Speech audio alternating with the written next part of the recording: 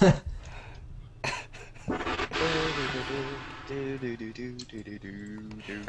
you want us to, should we just start? Well, welcome to the Octochat, where no one can stay quiet for more than 5 seconds and people have monocles.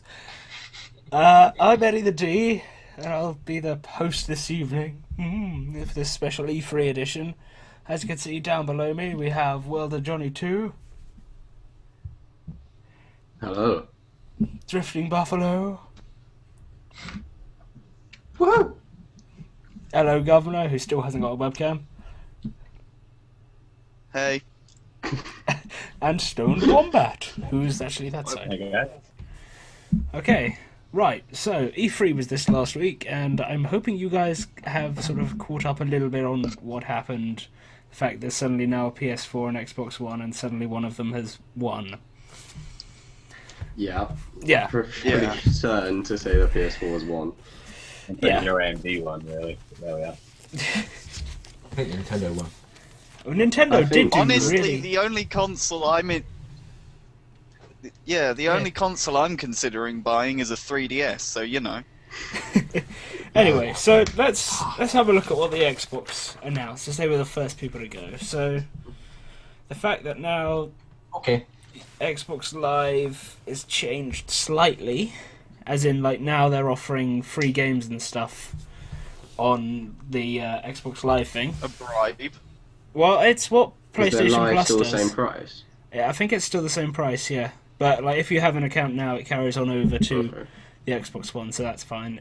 But if you... I think it said if you sign up from now until the end of July or something, you'll be getting the free games on launch. Possibly? I think it was something along those lines. But it's 2 free games per month or something, they said. 2 games per month until, Xbox One launches. Yeah, and then, because, at the Which moment... most people have. Yeah, at the moment, PlayStation or Sony do a similar thing with PlayStation Plus, where they have a certain amount of free games every month, and it's pretty popular for obvious reasons. Yeah. So yeah, they're kind of catching up, I guess, in that regard. But now, on the PS4, you need PlayStation Plus to play online. So it's kind of backwards in that regard. So it's now.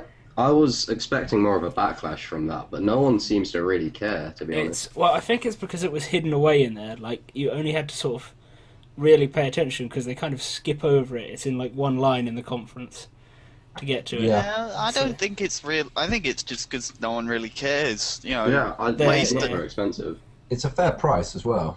Yeah, and PlayStation have, been pretty good about their online service. Except for when the credit cards were stolen. I was going to say, they haven't got that good of a history in terms of who that needs stuff. credit card details, right? Yeah. We could always change them. Money we pay would be invested in measures to stop that happening again. Yeah, I assume that's what they're going to do. And to pay for exclusives as well. Microsoft just buying up everything, so hopefully... Yeah, because Microsoft are... Because they've got a deal with EA now, EA Sports, don't they, where... Is it just Microsoft? Is it just Xbox One for the entire lifetimes of the games, or...? There's no way that just Xbox is getting FIFA. I don't think they would lose too many... Yeah. There's no way it would be permanently exclusive. They'd lose too many customers. Wouldn't make sense for EA. They'd have to pay them so much. That's true. Well, maybe but maybe they're willing to pay the price. Because they know. Speaking of losing 1 million customers, how about Xbox not being available in most of the countries? Oh, yeah, that's just so horrible. That's ridiculous. It's the worst thing. It's... Because they've said... Okay. Yeah. They've said, it's not going to be in Poland, was it, or something, where there's a massive gamer community and stuff, and Czechoslovakia and stuff. Why? What reason did they give for doing that? I don't know the reason. They just kind of said, here's 21 countries that we are going to support, and everyone else is screwed. It's funny. Out of 200 countries in the world, that seems a bit odd. Yeah. Maybe Microsoft just can't pronounce those countries. They just left those out. No, I think it's because you have to be online to... you have to go online to sort of register your games, and if you don't, then they will not work. And I mean, that's another terrible move. It is the online DRM rubbish. I mean, what if you go camping or caravanning? You have a TV, you take your Xbox, no internet connection. Sorry, Eddie.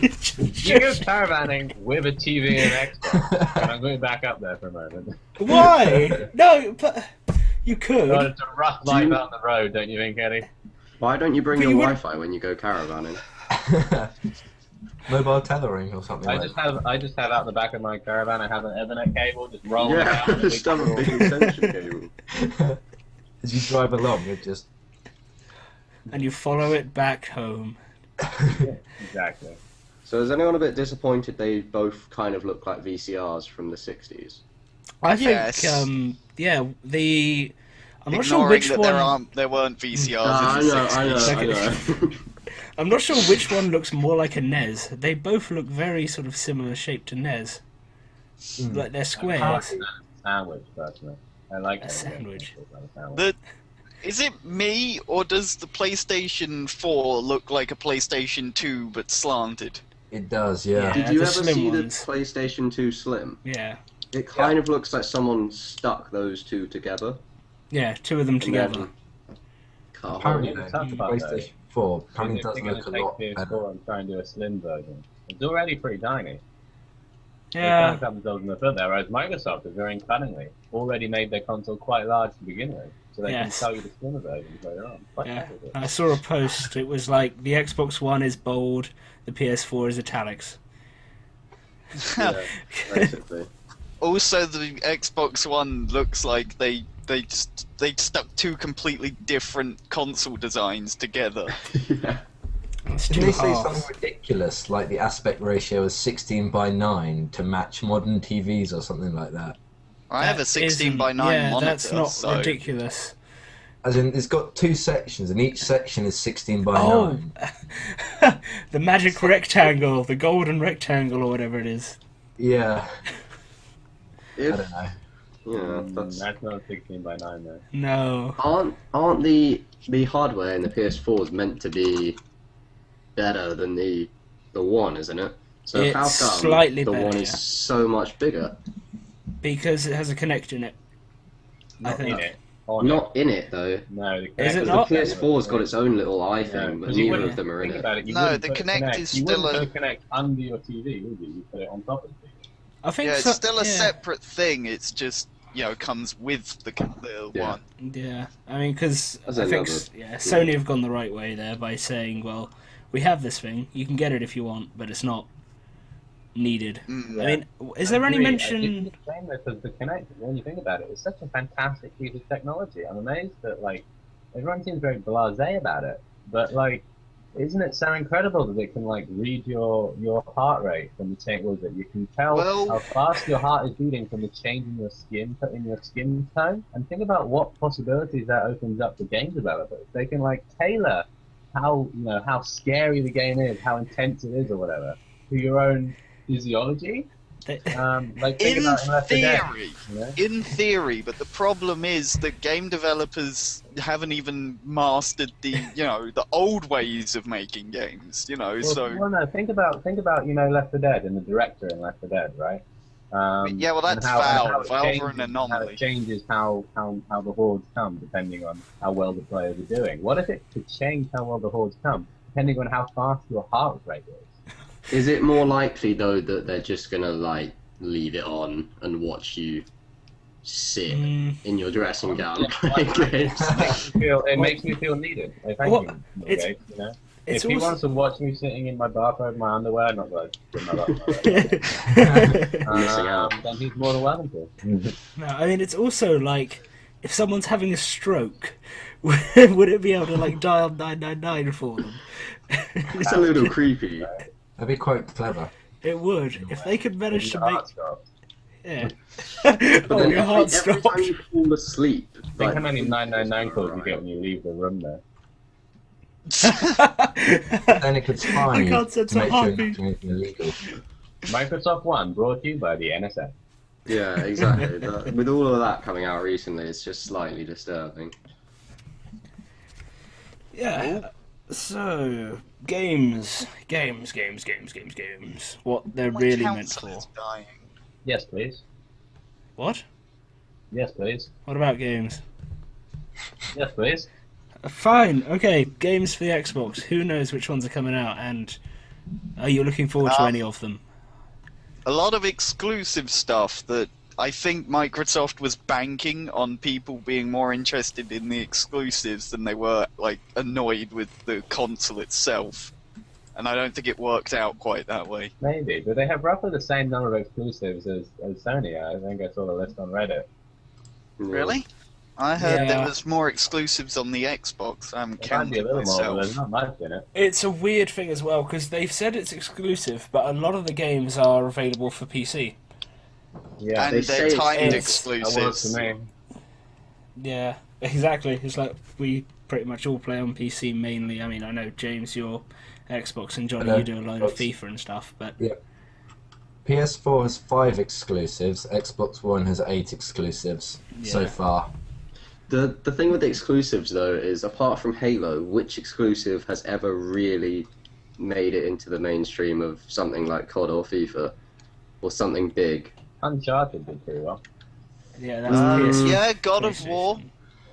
Yeah, but I mean they're not like game changers They're not in terms of massive like I'm not going to buy franchises, a but you are PS3 setting the just bar because of fairly high Uncharted. when you say like COD or FIFA. Yeah, It's quite Halo a high 3 standard to reach. Halo Well, 3 don't basically sold the Xbox 360, and you're right, I can't think of any other recent time a single game has kind of done that. I mean, at the moment, The Last of Us looks really good. I was watching someone Yeah, I play wanna it for play about that. an hour before we started here, and it looked really cool. I mean, it's another zombie survival game, which there's already hundreds of, and there were so many of those announced as well, like Dead Rising 3. Which looks so boring. It does, doesn't it? Oh, did you see the Tom Clancy one though, the Division? Yeah, that was such a depressing end to the Ubisoft conference. It came right at the end, and it was saying we're all going to die because of money. That's a shame. We're all gonna And die the because of irony, money. The great Give us irony though money. is coming from this major game publisher and a man in suits on a stage. It probably cost hundreds of millions for the whole E3 conference, right? Yeah. Yeah. And Tom Clancy is presumably raking in because he hasn't many books in a while. The only exclusive game that looked really good for the Xbox was probably Titanfall. That's That's PC not as well, isn't exclusive. it? And that's not even exclusive to... Well, it's a console exclusive at the moment. Yeah. That's another thing. Free-to-play games on consoles, which is a Mhm. new thing. World Both of of them have got Tanks. them now. World of Tanks.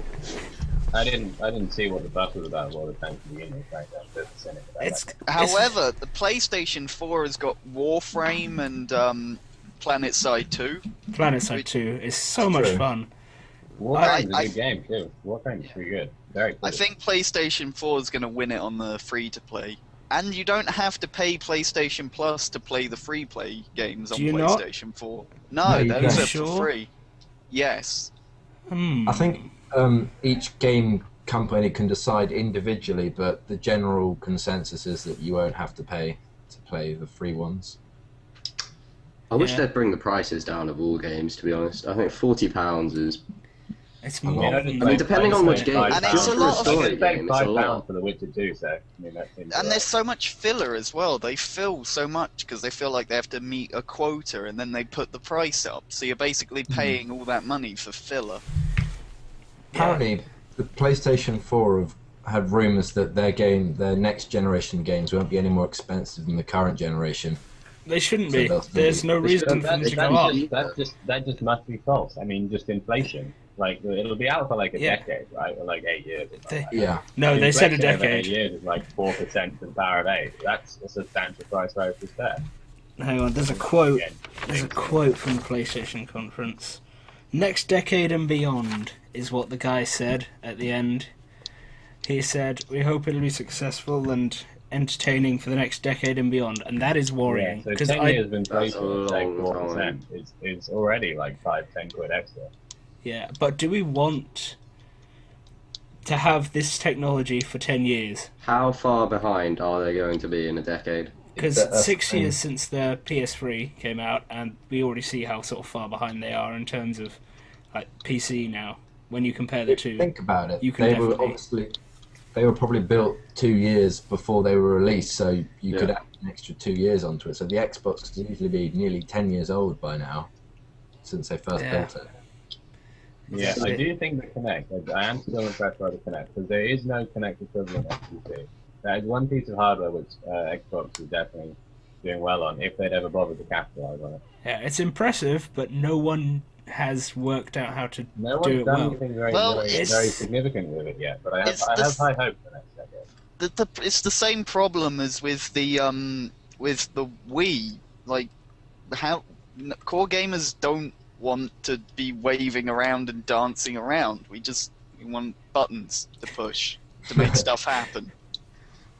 Yeah, I mean the Wii U has there's so much potential in it. I can see like so many cool things they could do with it, but I don't know if anyone's ever going to bother. The Wii U is a shame because that I can see being a bit more useful for like core games than like the Wii was. And I mean, they released a nice long list of games that you know are going to be good because they're Nintendo first party ones. They may release exactly the same thing pretty much every sort of 3 or 4 years, but it's always really good. Yeah. It's not like Call of Duty where it's a new one every year and eventually it's the same game. Yeah.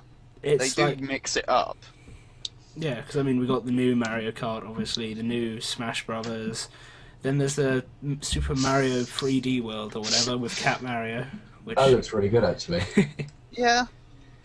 Yeah. I mean, the thing is, do you remember when PS3 first came out, though? They were boasting about how good their hardware was and their Blu-ray player and everything. And then it turned out Xbox software just... it really wasn't long before the hardware was kind of irrelevant. So, do you reckon we're going to see a similar kind of thing? Possibly. I mean, I still think the PS3 won in that regard because of the Blu-ray player. Like, they included a Blu-ray player in it. It had, I think, a larger hard drive as well at launch, and it was a lot faster. But obviously now it's sort of all been... There's been, like, so many different versions of the Xbox and PS3 by now that... Like, even if they're just small upgrades... The problem with the PS3 was that it just lacked games for so long. There were no good games for it. Yeah.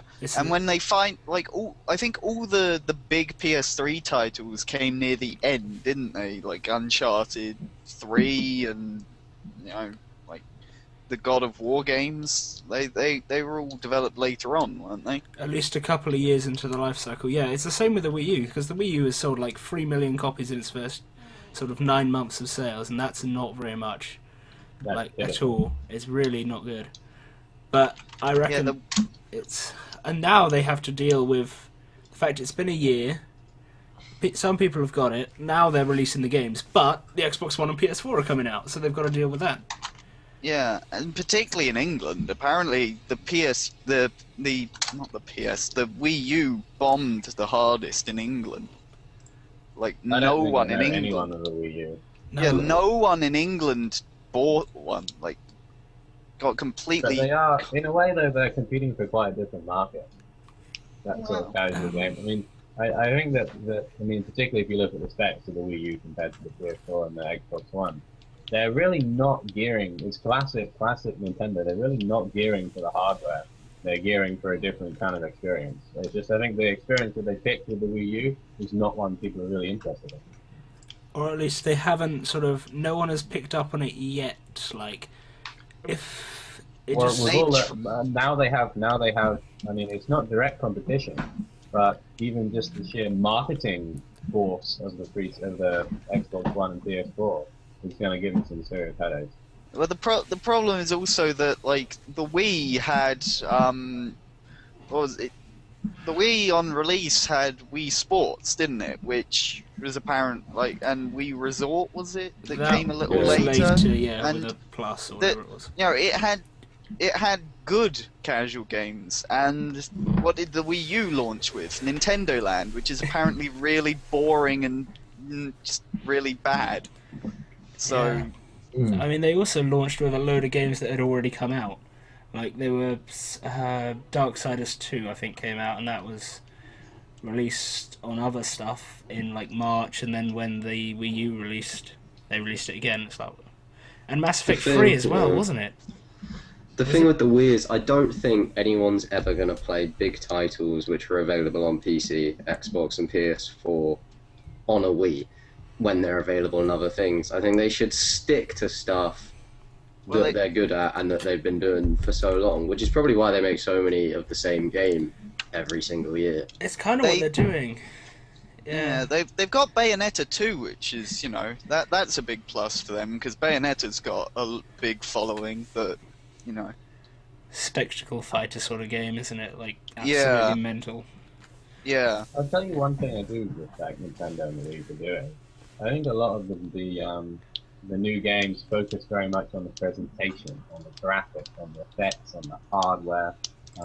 You watch, for instance, the Battlefield 4 gameplay from E3, and you watch that skyscraper come down, and you watch the helicopter flying through the top floor and players dodging it. You watch underground tunnels collapse and dust fly up, and the light on the water and so on. And it's just an absolute spectacle. It's like watching a movie. It's like, you know, that's better graphics than a movie 10 years ago, CGI, I would say. Yeah. Absolutely beautiful. That's good. But is it what we play games for? Yeah. It's what markets very well. If you're trying to advertise a game, it's a lot easier to sell a beautiful explosion and a helicopter coming out of it and a guy jumping and so on than it is to advertise, I don't know, a interesting AI, which makes you make tough moral decisions, such as The Walking Dead. How do you advertise? That was a difficult one to market compared to Battlefield 4. But I have to say, out of the two, which do I value more? Like, the choices you have to make in The Walking Dead, or the beauty of Battlefield 4, it's no contest, really. And yet, which one do they throw so much money at? It's Battlefield 4, because it just appeals to a much wider audience, because it just looks better. But I think ultimately, I really hope someone clues into the fact that games, if we spent a fraction of what game studios do on graphics, on making the games interesting, making them unscripted, making them make decisions, making them more replayable, instead of being like a 10-hour throwaway single-player campaign and you never play again, because you've seen it once, you've seen it a million times. I think that we could have a really new generation of games. And to be honest, looking at most of the lineup from E3, it's not a whole new generation of games. It's just the same games with better lighting. You've got one exception to that rule is CD Projekt Red with Witcher, because the games look beautiful, but they have like the interesting storyline and the replayability. You'll see when you play in The Witcher, there's like pretty big decisions you have to make that if you go back, the whole thing will play through differently from that point. So. I do wish, though, they would stop marketing games solely on graphics. Especially, there's no point of announcing a game and just showing a trailer of no actual gameplay and just rendered out stuff, because it's not going to look like that, so what's the point? And it's just so many times. It's so boring to see that. If it's an announcement, if it's like an initial announcement, I can see it. Like, that's why they do it, to sort of initially announce something. The thing is, a lot of it is also, like, it's about the investors, it's about, you know, shareholders, it's about making sure that, you know, which are normally people who don't actually play games, just people looking to make money. So they've got to try and appeal this stuff to people who don't know the first thing about games. I agree with you there in that I think that the shareholders are very important. I don't think that you have to have a beautiful game to tell a shareholder this is going to sell well. I think it would be, in fact, perfectly easy to pitch to a shareholder interesting stuff. Like Mass Effect, for instance, wasn't a particularly beautiful game. It wasn't bad looking, but it wasn't outstanding either. But I think it had a lot of great parts on those lines. I think there was probably a sales pitch along the lines that went well. But I think that it's what it is for the shareholders is a safe bet. Yeah. And this is why I think you get so many sequels with redone graphics and very similar gameplay. If people will pay £40 for Battlefield 3 and do that for years and love it, they'll probably pay £45 and buy a new console, as it seems, for Battlefield 4, which is essentially the same game. Yeah. And when you're a shareholder, you're saying, well, I want my company to make profit, and I don't want to risk my money. I want to make a good return. What's going to give me a good guaranteed return? You're going to pick Battlefield 4, or you're going to pick some new game that nobody's ever heard of, and doesn't look so great in the marketing. Okay, so this kind of relates to the Xbox's, like, their entire press conference, because they showed the stuff from new publishers, and admittedly, there were a couple of sort of games that didn't have, like, that graphical fidelity, but stuff like Quantum Break, I don't know if you guys saw the trailer for that, but that just looks like That looked good. insane. I don't know what that is. I wouldn't say that has a full graphical No, fidelity. exactly. That's one of the higher up ones, but that's like a new sort of thing, which... Problem with that is they didn't actually show any gameplay. We don't even know what the game plays like. It stood out for me as a beautiful new game, as something which was really not. I mean, there was others. I thought the Division had a few new interesting bits, but really Watchdogs stood out for me as well as that, because I can't think of any game where people have done something similar. It reminds me a bit of the old Deus Ex games. You think back and remember them. Of the way there's the different approaches and the hacking and so on. But it's funnily enough, there was a idea to do that open world. There was a indie game recently called Gunpoint that lets you sort of hack stuff and use the environment to your advantage in that way. But I don't know if that's what you mean, like the sort of hacking aspect. Even by Watchdog, it wasn't even the hacking stuff that impressed me. Although it was, but beyond that, it was the way it was done. I don't want to say realistically, but it was done with a certain darkness, which GTA misses, and a certain attention to detail that GTA misses. A bit of grit. The point in the trailer that most struck me wasn't the driving around in fast cars or distracting the guys with guns and so on. There was a moment when our main character walks into a service station, and there's the screen is showing him, and the TV is saying, like film, the suspect is loose, and you see a guy recognize the character and start walking outside the service station, picking up his mobile phone, and you hear 911 emergency, and the guy has to stop him making the phone call, or he'll get caught again. Now, what game have we seen that before? Yeah. And it's that tiny details like that. If they really capitalize on that, that can give you a real level of immersion. Yeah, that's one of the things, like you were saying earlier, that if they took less time on graphics and put it into other things, one of them is just little things like that can really suck you in. It's quite brave too. I mean, I can't think of games that have done it before, and if they're willing to do that kind of inconvenience almost for the player, I'm really curious to see what other little moments I'll add in. Yeah. I mean, we had DRIVATAR. Did any of you have you seen this? Where they decided to bring a McLaren P1 or P2, whatever it is, only two of which exist in the world, onto the stage, coming up through the floor, and then talk about. So it's just a classic example of people using stuff which have nothing to do. Sure, it's a car and it's a driving, but it's like, what do you get, a free one of these with your disc? Just show the game, and especially if it's a story game, you want to care for the characters. And it's gotten a bit better than that. Like a few E3s ago, it was based. They got, what was it, like Circus de something, like Cirque du Soleil. Yeah, they had them like coming through on elephants and things, and there was literally nothing about the games. That's ridiculous. I thought the car commute was more just like, look how much money we have, we can hire one of these today. More than anything. Yeah, the DRIVATAR thing actually seemed kind of interesting. Like the fact that it learns how you drive, and then all of your races you do will be like other people's DRIVATARs, which basically is an AI but created by how you drive, so it kind of records where you go on the track, when you brake, stuff like that. So it would be able to... That's AI which records how I drive. It would be one shitty AI. It would just be careening all over the place. Well, yeah, exactly. So it gives you... Yeah, that's the point. It gives you like an equal match. Because it can match like your driving sort of style and time and how quick you are at accelerating, braking, keeping the right line, to people that are equally as bad. Why would I want that? Well, I have a question. Why would I want that? Yeah, I don't see that going well. I don't see it being very... Yeah, it seems kind of redundant. And also there's like the part where your DRIVATAR earns you credits or something while it appears. So basically the game is playing itself for you. Thanks. That's good, I can go make a coffee. Here's Xbox. And what's the point of versing people at the same... If you're crap at the game and you race people who are exactly... doesn't really seem point.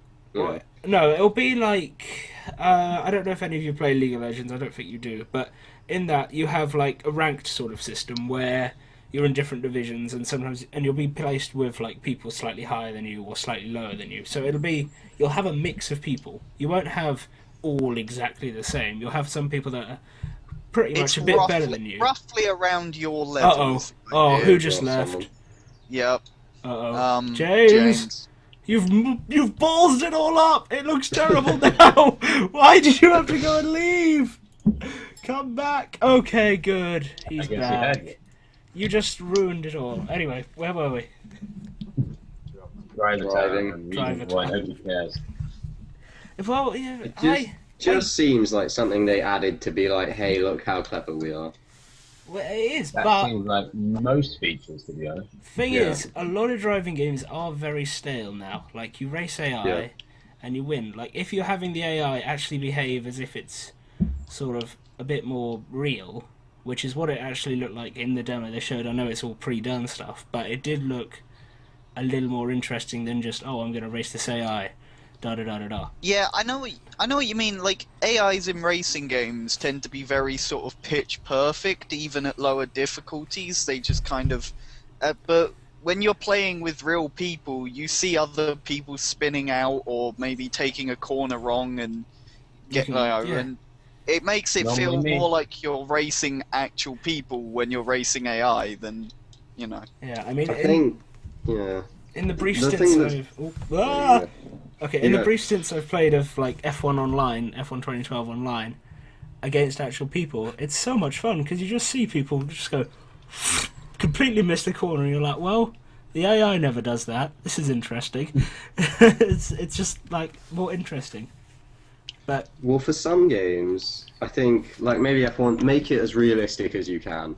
And they do it with a lot of sports games now. I don't think necessarily, like, it gets stale because it's not a simulator. Like, there's no point making it exact and so clever. Like, the funnest driving games are the old driving games where you could just smash cars up like an entire building. The arcade ones. Well,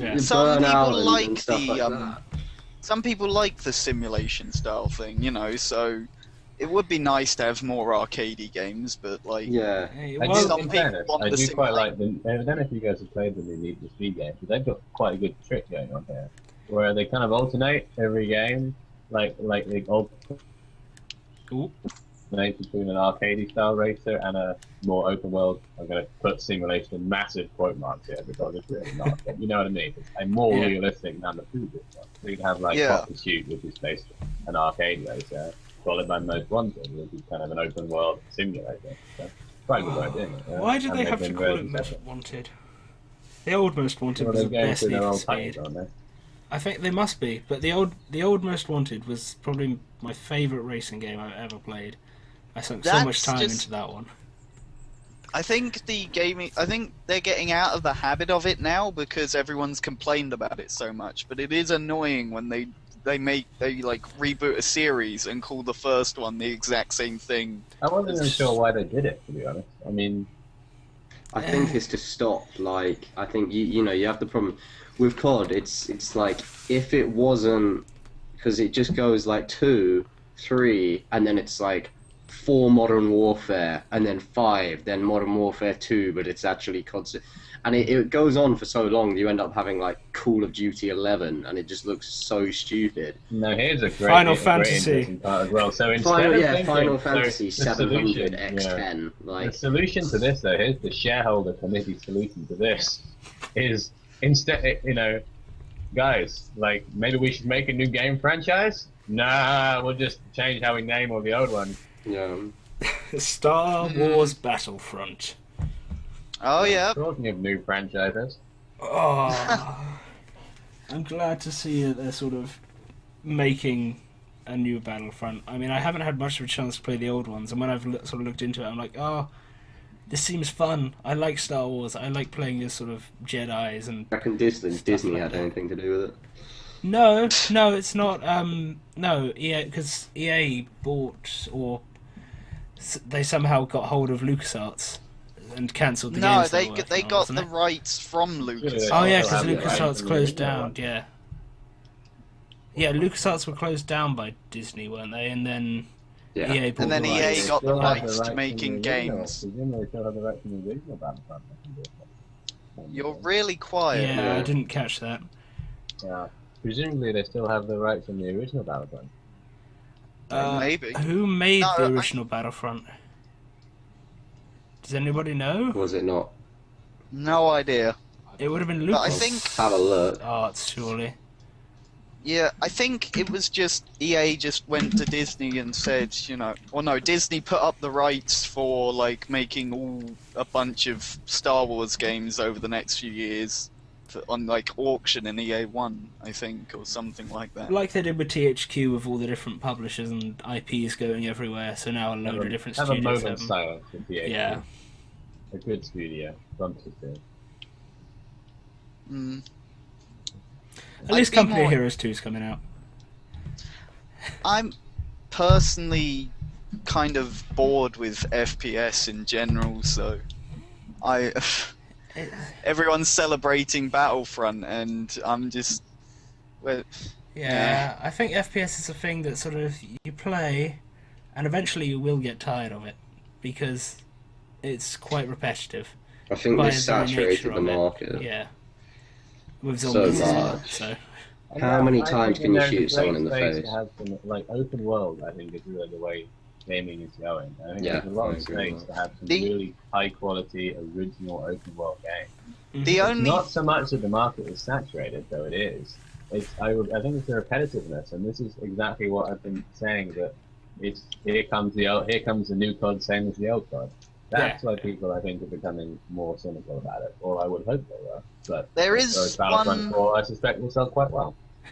There is one sort of FPS game that I am looking forward to. Not much news so far, but that's Fallout 4. Was that actually announced? I'm fairly sure they're developing it. Yeah, I think they've announced they're developing it, but that's about it. That's about the only information we've got so far. Yes, that will be awesome. I need to get around to I actually. think there is a lot of good. I think there's a few good FPSs coming out. Between Watchdogs, The Division, and Bungie's new one. Destiny, yeah. Yeah. That's But is Watchdogs even really classed What- as an FPS? Isn't it third person anyway? Isn't Watch Dogs third person? Yeah, Watch Dogs is third person, and it seems like there's an emphasis away from combat. Like you want to avoid combat. But I Yeah. mean, Fallout. personally, that appeals to me. I find FPSs after a certain point are kind of just point and shoot. Yeah. Yeah. It's almost implicit in the title. That is by definition what an FPS is. Yeah. I like. I'm quite a fan of stealth games, so yeah. Yeah. I mean, I've been Are starting you to looking play forward through to the new Deus Splinter Ex. Cell? Or do you think that's the one Splinter Cell today? It depends, because what was the last Splinter Cell Conviction, was it? Yeah, it was. Conviction. That was a good. I enjoyed Conviction. I've heard it was quite like not stealthy, but You could play through the entire game essentially by headshotting people, which is Okay. slightly doing it. okay. But I kind of had my little mental challenge. You can have your own little game Yeah. to play with your own. Yeah, game. yeah. So can I do the whole campaign without anyone seeing you? For instance? And that's quite Yeah, tough. yeah. I found that it took me a long time to do that. So, Like, yeah, I like that sort of thing. That sort of you wonder, self-imposed I would have challenge. thought they should include something like that as part of the game. Really. Sometimes. There is an infiltration mode even in it, but not for the main campaign. Sometimes. If Tom Clancy, if you're listening, go through the campaign about being seen. It'd be a good achievement. No, sometimes there are achievements. Dishonored is one that had an achievement for not. I'm not sure if it was not being seen, but I know it's not killing anybody. It's And definitely one. Dishonored's on Steam sale at the moment, I believe. If it's on sale, you should go buy it if you haven't played it. It's a lot of fun. I need to read Yeah. it. I've been waiting for it to be cheap, but I I've- don't have a death sentence. I've got a massive backlog of games that I need. Like, I need one little piece of wire basically to stick inside my computer to make my graphics card work, and I keep forgetting to actually buy it. I'd go back and play all these games if they were cheaper. I mean, Steam. obviously you can get them on PC, but even so, like, I think you'll find that, like, and it's the reason people pirate so much. If you made games a lot cheaper, you would sell so many, especially story games. Like, something like FIFA's got so much replayability, but, like, I mean, how many times are you going to replay, like, Bioshock? It's just... at least a couple. At least a couple. I've played Bioshock 3, maybe 4 times through. You picked a very bad Yeah. example. Some people quite like Bioshock. How many times are you going to replay? Spec Ops: The Line. Yeah. That, then. Yeah. I was just trying to pick a bit more of a well-known Yeah. story game. Yeah, we get your point though. Yeah. Mafia 2. And one thing Yeah. I saw, I think it was Nintendo's American like head guy, Reggie, whatever his name is. Reggie Yeah. something. He was saying sort of the reason that, like, obviously the Xbox One is no used games policy, whatever, paying extra money, that sort of rubbish. Yeah. He was like, they just need to make better games. Because Nintendo have, like, a really low sort of return rate, like, on their games, like the used rate games, compared to other consoles, because people keep playing them. Like, that's what he sort of said. Like, because I they... think you can avoid being too arrogant based on the Wii U sales. Well, no, but with the Wii then. So it had, like, a less percentage of used games returns than the Xbox PS3. Which is kind of strange when you think about it, because, like, loads of people bought Wii's and they probably don't play them anymore. Haven't played them for a couple of years. I mean, I haven't really touched ours, other than to play Super Monkey Ball, but that's a GameCube game, so... To be fair, I haven't traded in any Wii games at all. I've only really traded in Xbox games. Yeah. I don't trade in games. No. This is quite an interesting point. Either. Again, you know how everyone is incredibly mad at Microsoft for the no trading games thing? Yeah. Yeah. Steam. Yeah. Discuss. No, I mean, I'm sure... 'cause Cheaper games. I wasn't... Yeah, it's all cheaper when you buy them, but by now they have just so much stuff available, and people have so many games sort of on Steam that they can't complain. Like, when Steam first came out, I mean, I wasn't around, really, playing PC games, but it was sort of the place to be. And I'm sure there were complaints when it first came out. There must have been, that the fact that you're not actually getting the game. I don't remember it personally, but I've heard Steam was basically the devil when it first came out. Like, people had so many complaints about it. I mean, people dislike the DRM, but in the end, the convenience won. The digital download is what won at this game. Yeah, because it's all in one location. I bought Dishonored while in my bathrobe in my underwear playing on Xbox now, while sitting around at home. So yeah, exactly. You that, can. I suppose ultimately we do like convenience. Yeah.